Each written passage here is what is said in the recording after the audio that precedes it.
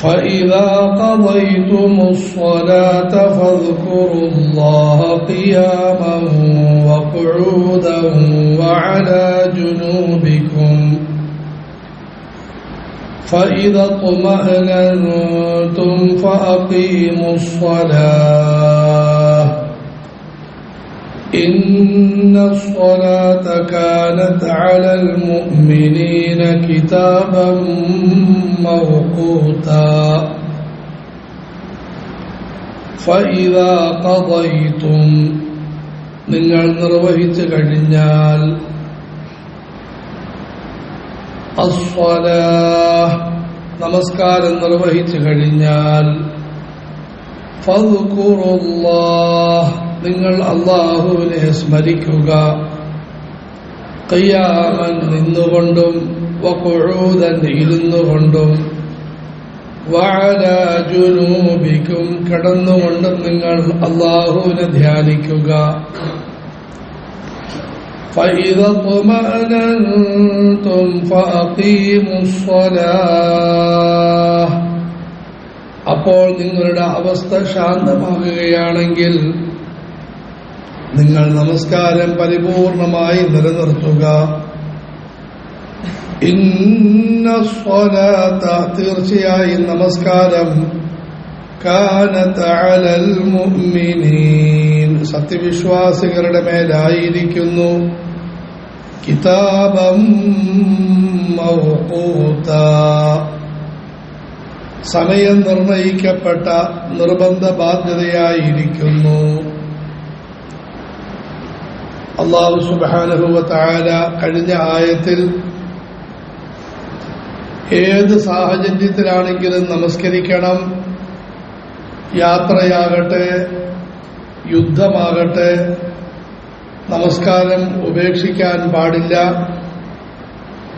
എന്നാൽ ഇളവുകൾ സ്വീകരിക്കാൻ അനുവാദമുണ്ട് എന്ന് പറയുകയുണ്ടായി. ഈ ആയത്തിൽ അല്ലാഹു സുബ്ഹാനഹു വ തആല 3 കാര്യങ്ങൾ പറയുകയാണ്. ഒന്ന്, നമസ്കാരത്തിന് ശേഷം നിങ്ങൾ എന്ത് ചെയ്യണം. 2, യാത്രയുടെയും യുദ്ധത്തിന്റെയും സാഹചര്യം മാറിയാൽ നിങ്ങൾ എന്ത് ചെയ്യണം. 3, നമസ്കാരം എപ്പോഴാണ് നിർവഹിക്കേണ്ടത്. فَإِذَا قَضَيْتُمُ الصَّلَاةَ فَاذْكُرُوا اللَّهَ قِيَامًا وَقُعُودًا وَعَلَى جُنُوبِكُمْ. 1, നിങ്ങൾ നമസ്കാരം നിർവഹിച്ചു കഴിഞ്ഞാൽ നിന്നുകൊണ്ടും ഇരുന്നുകൊണ്ടും കിടന്നുകൊണ്ടും അല്ലാഹുവിനെ ധ്യാനിക്കുക. ഇതിന് 2 ആശയമുണ്ട്. ഒന്ന്, നമസ്കാരം കഴിഞ്ഞ് വെപ്രാളം പിടിച്ച് എഴുന്നേറ്റ് ഓടരുത്. നമസ്കാരം അല്ലാഹുവിന് മുമ്പാകെ സമർപ്പിക്കുന്ന ഒരു ഉന്നതമായ ഉപഹാരമാണ്.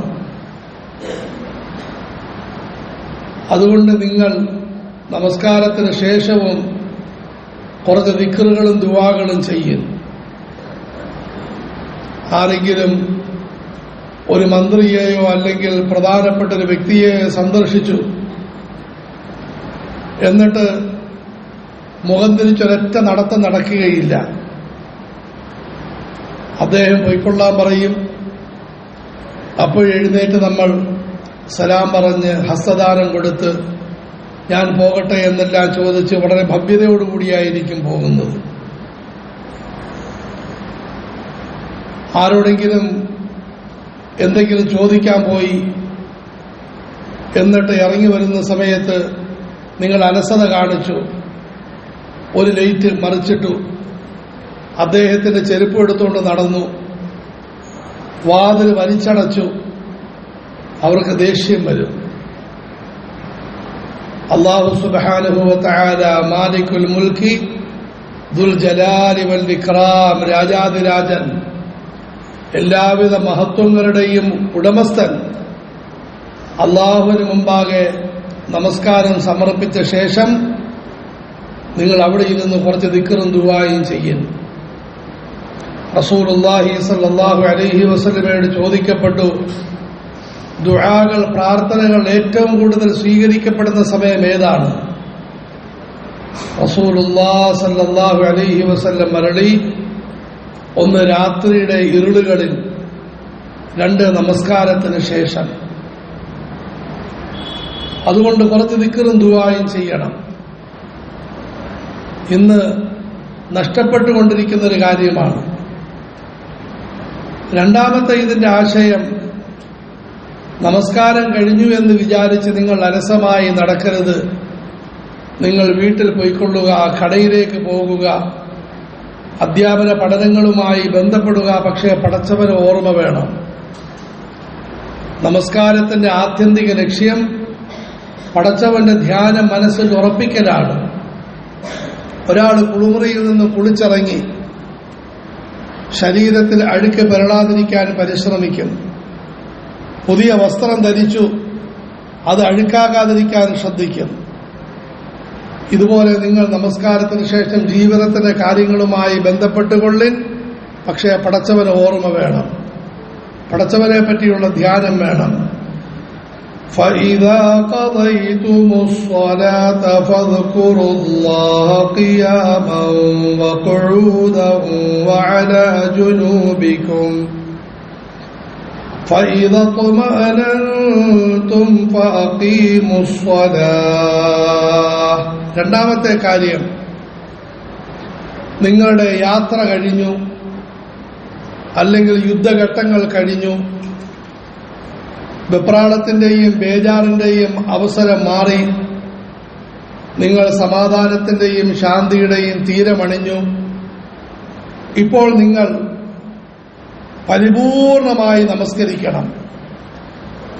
ഉദാഹരണത്തിന്, നമ്മൾ ട്രെയിനിൽ നമസ്കരിക്കുകയാണ്, ഹ്രസ്വമായ നിലയിൽ നമസ്കരിക്കണം, വളരെ പെട്ടെന്ന് നമസ്കരിക്കണം. അൽ ബഖറ ഓതിക്കൊണ്ടിരിക്കരുത്. ഹറമിനെ പോലെ ബാങ്കെല്ലാം കൊടുത്ത് വലിയ തുണിയൊക്കെ വിരിച്ച് എല്ലാവരും എഴുന്നേറ്റ് കാലും പൊക്കി മുകളിലോട്ടിരുന്നാട്ട് ഞാൻ നിസ്കരിക്കാൻ പോവുകയാണ് എന്നൊന്നും പറയരുത്. എളുപ്പത്തിൽ നമസ്കരിക്കണം. പക്ഷെ ഇങ്ങനെ നമസ്കരിച്ചെന്ന് വിചാരിച്ച് പിന്നീട് ഒന്നാം തരം മസ്ജിദിലെത്തി, വീട്ടിലെത്തി, അപ്പോഴും ആ വെപ്രാളം കാണിക്കരുത്. മനുഷ്യന് ദൗർബല്യമാണ്. ഞാൻ സുബഹി നമസ്കാരം ട്രെയിനിൽ വെച്ച് നമസ്കരിച്ചു, ധൃതിയിൽ പെട്ടെന്ന് നമസ്കരിച്ചു. ളുഹർ നമസ്കാരം അതുപോലെ തന്നെ നമസ്കരിക്കുകയാണ്, എങ്ങോട്ടെങ്കിലും തുണി വിരിച്ച് ഭയങ്കര സ്പീഡിൽ, കൈകെട്ടുന്നതിന് മുമ്പായിട്ട് റുക്കൂഴിന് മുമ്പായിട്ട് കാക്ക കൊത്തുന്നവർ 2 സുജൂദ്, ഇരിക്കുന്നതിന് മുമ്പായിട്ട് സലാം വീട്ടി. ഇല്ല, അങ്ങനെ പാടില്ല. ഇതും ധാരാളം ആളുകൾക്ക് ഈ കുഴപ്പമുണ്ട്. കുറെ ആളുകൾ വീടുകളിലും മസ്ജിദുകളിലും നമസ്കരിക്കുന്ന പോലെ ട്രെയിനിലും റെയിൽവേ സ്റ്റേഷനിലും നമസ്കരിക്കും, അതും തെറ്റ്. കുറെ ആളുകൾ ട്രെയിനിലും റെയിൽവേ സ്റ്റേഷനിലും നമസ്കരിക്കുന്നത് പോലെ മസ്ജിദിലും വീടുകളിലും നമസ്കരിക്കും, അതും തെറ്റ്. فَإِذَا اطْمَأْنَنْتُمْ فَأَقِيمُوا الصَّلَاةَ. നിങ്ങൾ സമാധാനത്തിന് സമയമായാൽ ശാന്തമായി നമസ്കരിക്കും, നല്ല നിലയിൽ നമസ്കരിക്കും, ഒതു പൂർണ്ണമാക്കി, സ്ഥലം വൃത്തിയാക്കി, വേഷവിധാനങ്ങളൊക്കെ നന്നാക്കി, അച്ചടക്കത്തോടുകൂടി നമസ്കരിക്കും. ഫാത്തിഹ സൂറത്തെല്ലാം നീട്ടി ഓതിൻ, റുക്കൂഅ് സുജൂദുകളെല്ലാം നല്ല നിലയിൽ നിർവഹിക്കും. അള്ളാഹു നമുക്ക് തൗഫീഖ് നൽകുമാറാകട്ടെ. ഇങ്ങനെ ചെയ്താലുള്ള ഗുണമെന്താണ്? നമ്മൾ ഇങ്ങനെ ചെയ്യാൻ സാധിക്കാതെ വരുന്ന സമയത്തും അള്ളാഹു ഇതേ കൂലി നമുക്ക് നൽകുന്നതാണ്. റസൂലുള്ളാഹി സ്വല്ലല്ലാഹു അലൈഹി വസല്ലം മരളി, ഒരു മനുഷ്യൻ ആരോഗ്യ സമയത്ത്, നല്ല സമയത്ത് എന്തെല്ലാം ഇബാദത്തുകൾ ചെയ്തിരുന്നോ അതിന്റെ കൂലി രോഗത്തിന്റെ സമയത്ത്, തിരക്കിന്റെ സമയത്ത് ചുരുങ്ങിയ നിലയിൽ നിർവഹിക്കുമ്പോഴും അള്ളാഹു അതേ കൂലി തന്നെ നൽകുന്നതാണ്. പടച്ചവന്റെ കാരുണ്യം. ഉദാഹരണത്തിന്, വെള്ളിയാഴ്ച സുബഹികളിൽ അലിഫ്ലാമിയും സജദയും അതുപോലെ ദഹ്റും മുതൽ വളരെ പ്രധാനപ്പെട്ട സുന്നത്താണ്. പക്ഷേ യാത്രയിലെ സുന്നത്ത്, യാത്രയിൽ ആരെങ്കിലും സുബഹി നമസ്കരിക്കുകയാണെങ്കിൽ, വെള്ളിയാഴ്ചയാണെങ്കിലും ഖുൽയാൽ കാഫിറൂനെ ഖുൽ ഹുവല്ലാഹി മോദണം. അങ്ങനെ ആരെങ്കിലും മോദിയാൽ അവർക്ക് അലിഫ്ലാമിയും സജദയും അതുപോലെ ദഹ്റും മോദിയ കൂലി അള്ളാഹു നൽകുന്നതാണ്. അള്ളാഹു നമുക്ക് നന്മകൾ പ്രവർത്തിക്കാൻ തൗഫീഖ് നൽകുമാറാകട്ടെ. فإذا اطمأننتم فأقيموا الصلاة إن الصلاة كانت على المؤمنين كتابا موقوتا. മൂന്നാമത്തെ കാര്യം, നിങ്ങൾ നമസ്കരിക്കുമ്പോൾ ശ്രദ്ധിക്കേണ്ട ഏറ്റവും പ്രധാനപ്പെട്ട കാര്യം സമയത്ത് തന്നെ നമസ്കരിക്കണം, കൃത്യസമയത്ത് നമസ്കരിക്കണം. അതായത് പ്രത്യേകിച്ച് നമ്മളുടെ കേരളീയ സാഹചര്യത്തിൽ ചില ബാങ്കുകൾ സൂക്ഷ്മതയ്ക്ക് വേണ്ടി നേരത്തെ കൊടുക്കും. സുബഹി ബാങ്ക് 1-2 മിനിറ്റ് പലപ്പോഴും നേരത്തെ കൊടുക്കാറുണ്ട്. ഇവിടെ ബാങ്ക് അല്ലാഹു അക്ബർ പറയും, നമ്മൾ കയ്യങ്ങോട്ട് അല്ലാഹു അക്ബർ കെട്ടി സുബഹി നമസ്കാരം ശരിയാവുകയില്ല. അതിനവർ സുന്നത്ത് നമസ്കരിക്കും, അത് കഴിഞ്ഞ് നിങ്ങൾ ഫർദ് നമസ്കരിക്കും.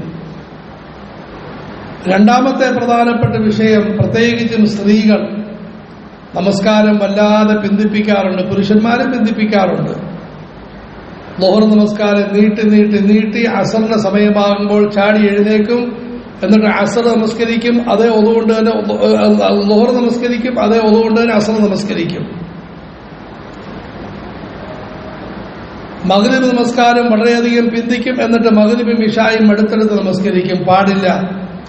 മരുന്ന് കഴിക്കുന്നെങ്കിൽ കൃത്യസമയത്ത് കഴിക്കണം, അപ്പോഴാണ് ഗുണമുണ്ടാകുന്നത്. രാവിലെ കഴിക്കേണ്ട മരുന്ന് രാത്രി കഴിച്ചു, ഉച്ചയ്ക്ക് കഴിക്കേണ്ട മരുന്ന് പാതിരാത്രി കഴിച്ചു, രോഗം മാറുകയില്ല.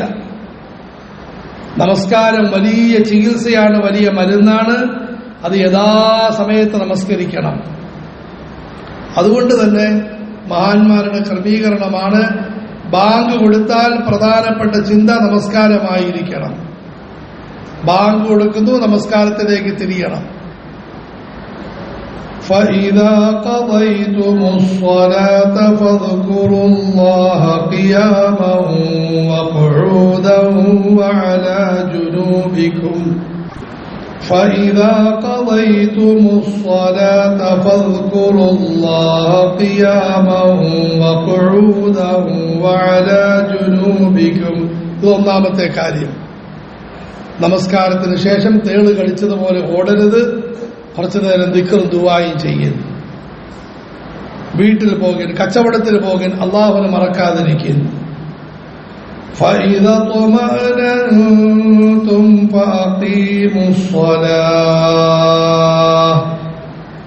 തിരക്കിന്റെ സമയത്ത്, വെപ്രാളത്തിന്റെ സമയത്ത്, ഭയത്തിന്റെ സമയത്ത് നിങ്ങൾ ഇളവുകൾ സ്വീകരിച്ച് നമസ്കരിച്ചെങ്കിൽ ആ അവസ്ഥ കഴിയുമ്പോൾ നിങ്ങൾ നല്ല നിലയിൽ നമസ്കരിക്കേണ്ടതാണ്. ഇന്ന സ്വലാത കാനത അലൽ മുഅ്മിനീന കിതാബൻ മൗഖൂതാ. നമസ്കാരം സത്യവിശ്വാസികളുടെ മേൽ സമയബന്ധിതമായ നിലയിൽ നിർബന്ധമാക്കപ്പെട്ട കാര്യമാണ്. യഥാസമയത്ത് നമസ്കരിക്കണം. സുബഹി അതിന്റെ സമയത്ത് നമസ്കരിക്കണം, ളുഹർ അതിന്റെ സമയത്ത്, അസർ അതിന്റെ സമയത്ത്, മഗ്രിബ് അതിന്റെ സമയത്ത്, ഇശ അതിന്റെ സമയത്ത് നമസ്കരിക്കണം. അപ്പോഴാണ് നമസ്കാരത്തിന്റെ പ്രധാനപ്പെട്ട ഗുണമായ ജീവിതത്തിൽ പരിവർത്തനമുണ്ടാകുന്നത്, നന്മയിലേക്ക് തിരിയാൻ കഴിയുന്നത്. അള്ളാഹു നമുക്ക് തൗഫീഖ് നൽകുമാറാകട്ടെ.